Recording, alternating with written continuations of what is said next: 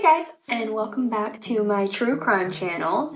Today we are going to be covering the case of Sharon Tate, which is a little bit more of a gruesome case than I typically cover, so I'm just gonna say that right away so that we're all clear about what I'm gonna be talking about today. And before I started the video, I did want to also mention that I know that Charles Manson is obviously going to come up in this case a couple of times, but this video's focus is Sharon Tate and her life, the brutal ending of her life. It is not about Charles Manson in any way. If you wanted me to eventually create a video about Charles Manson and the Manson family murders and the horrific things that he did, that's something that I could do in the future on a different video. Just let me know, because I do think that that would be interesting to cover. However, I just wanted to make it clear that this video is strictly about Sharon Tate. I also wanted to just give a little disclaimer that this case is incredibly upsetting just because it's so senseless, and we will be talking about a pregnant woman's murder. So if you believe that that topic will upset you at all, please just click off. I have plenty of other true crime videos that don't revolve around that sort of crime and that aren't as gruesome, and your mental health is important, so with that being said, let's get into the case. So Sharon Marie Tate was born January 24th, 1943 in Dallas, Texas, to Paul James Tate and Doris Willett Tate.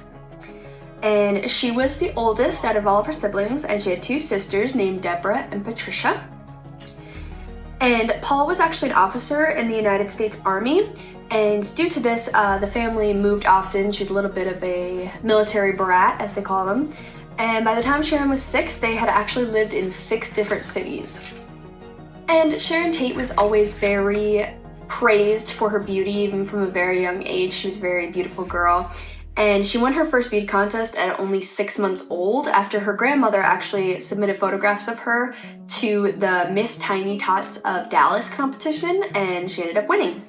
As Sharon grew into a teenager, she continued being involved in and winning many pageants, and these included like Miss Richland, Washington, as well as Queen of the Tri-City Autorama in Richland, and she also began to work as a model. So her father ended up being assigned to Verona, Italy in 1962, and Sharon started attending an American high school in Vicenza, and she was actually crowned not only homecoming queen, but also prom queen. And during her time in Italy, she started to be an extra in a few Italian films, mostly because she was a very pretty girl and she got a lot of credits for her beauty. So they would often list her in the film as beautiful girl, and she would just be in the background of these films. And during this time, she actually met an American actor named Richard Beimer, who she had a brief relationship with, but it wasn't anything too serious. And he encouraged her to actually get into acting in America, and he gave her his agent's card, who was Hal Gefsky. So her father ended up transferring back to the United States in 1963, and although Sharon had a little bit of money saved up, she didn't have enough to get her all the way to Hollywood, so she hitchhiked her way part of the way, and then she ended up meeting with Hal Gefsky, as Richard had told her to and suggested that she do. She very quickly got recognized for her beauty and her acting abilities, so she started acting in mostly commercials at the beginning. She would do cigarette and car commercials, and in her first cigarette commercial, she actually passed out from excessive nicotine intake during the shoot, and that kind of, for her, ended the cigarette commercials. She did not want to do them anymore. So after these commercials, she ended up launching her film career with a role in the thriller Eye of the Devil in 1966.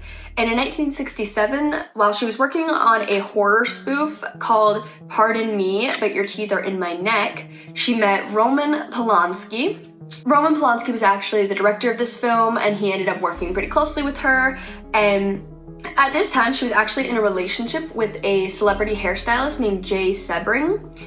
However, when feelings started to grow stronger for Roman and they started to become closer, Sharon and Jay mutually decided just to break up, and they actually remained extremely close friends. Like, they were pretty much best friends, just not romantically involved anymore.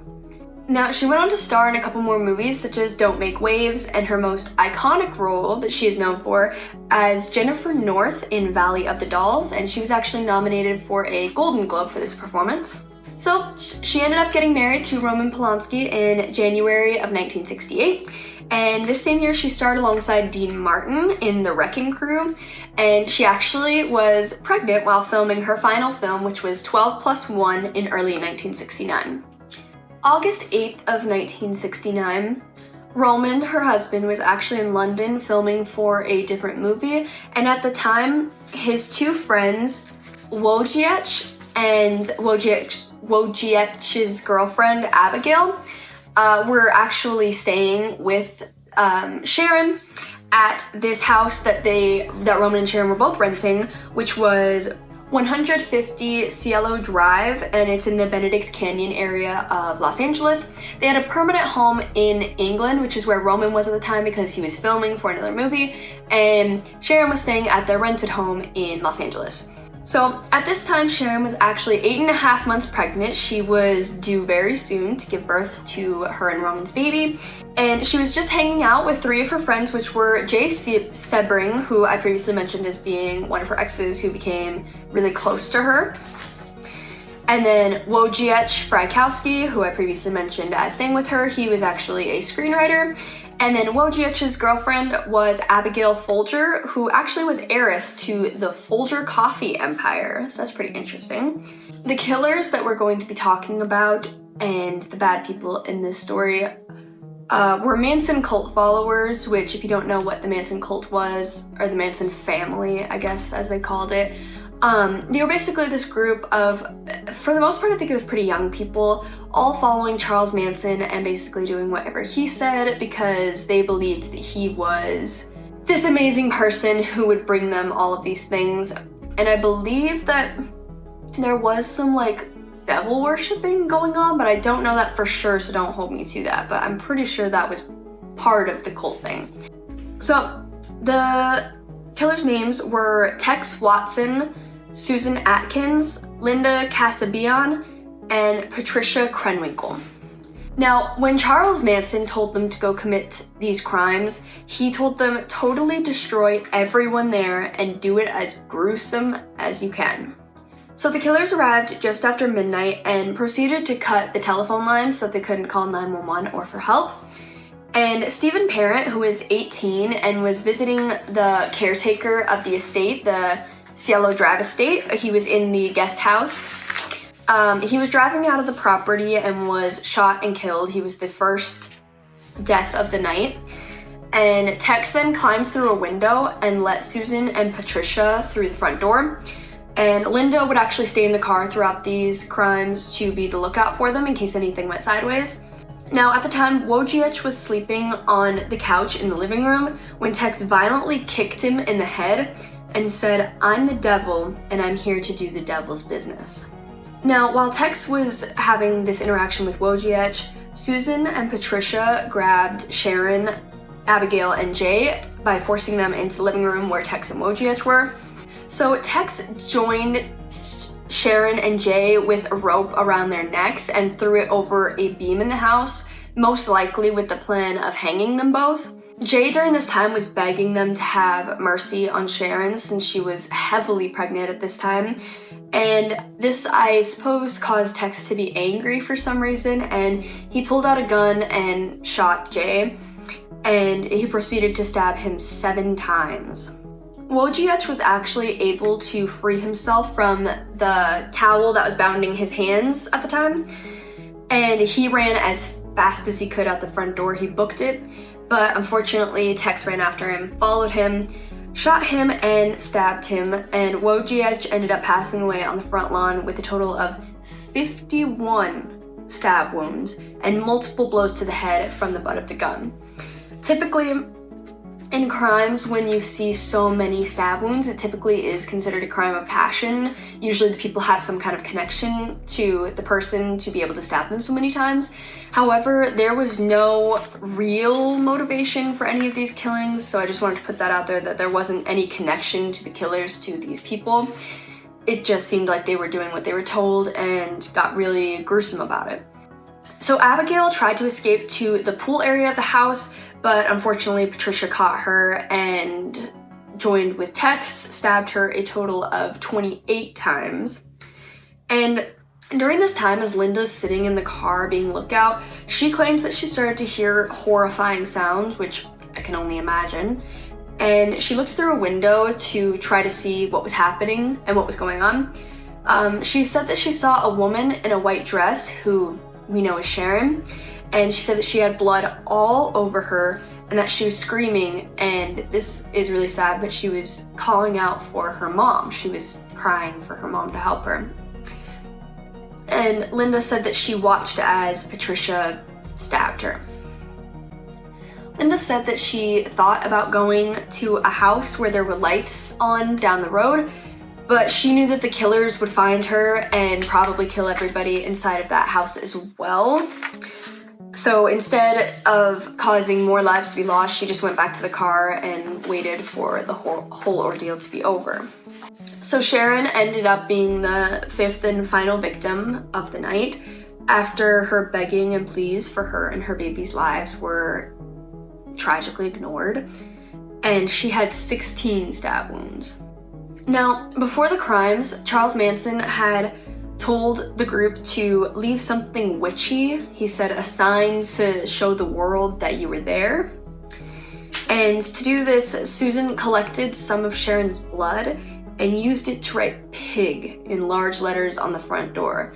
I don't know what the significance of the word pig is, but I guess they just wanted to send some kind of message, so. They all jumped in the car with Linda, and as they drove off, Linda took the weapons from them and tossed them into a local ravine. Nobody really knows why Charles Manson told the killers to kill these 7 innocent people. There are a lot of theories about people that he knew and that that house had some significance, or that maybe he was confused about who lived there. However, I don't necessarily want to speculate about any of those theories. One, because I can't confirm any of those because Charles Manson himself never confirmed any of those. And obviously at the end of the day, there's no reasoning or motive to do this. I don't know, these were innocent people, and Sharon never got to meet her child, and she had to live with the fact she died knowing that her child was going to die as well, and that's just devastating. Also, just thinking about the fact that Roman had to be given the news that not only his wife, but also his unborn child were both killed is just devastating. Towards the end of 1969, all of the killers were arrested for this crime and were sentenced to death. However, after the abolition of capital punishment in California got rid of things such as the death penalty, their sentences were all changed to life in prison. For some reason, they actually eventually became eligible for parole. I guess their sentences didn't include life in prison without the possibility of parole. But luckily all their requests for parole have been denied every time they've tried, and Susan Atkins, one of the killers, actually died in prison in 2009, and Charles Manson passed away in 2017. Sharon was buried with her son, who they put the name as Paul Richard Polanski on the tombstone, and she and him were buried in Holy Cross Cemetery in Culver City. And Sharon's mother, Doris, actually became an extremely passionate activist in the victim rights movement, and she founded the Coalition on Victims' Equal Rights and the Doris Tate Crime Victims Research Bureau.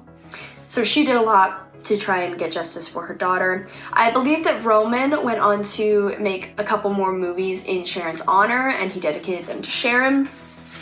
That's basically the life of Sharon Tate. I wanted to kind of go into more details about her life as a whole rather than just... She was so much more than the ending of her life, and unfortunately, even though she had all of these credits to her name and she was known as one of the next big things that was coming up in Hollywood and in acting, she still will always only probably be known for the way her life ended rather than what she did during her life. I don't know.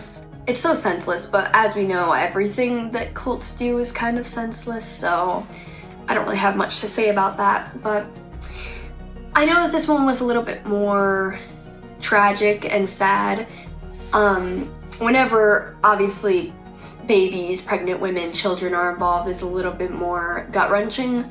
So if you made it through it with me, I appreciate you guys watching this video. And let me know what you think of Sharon Tate and what happened to her in the comments, what happened to all of them in the comments. Let me know if you think that Sharon Tate would have actually become a big movie star, or if you think that her career would have probably just died out anyways. But yeah, let me know what you guys think of this case in the comments, and I hope you enjoyed hearing me talk about it. And we're still getting through our celebrity series right now of our true crime videos, so let me know if there's any celebrities that you want to see a case about next, and I will see you guys in the next video. Bye guys.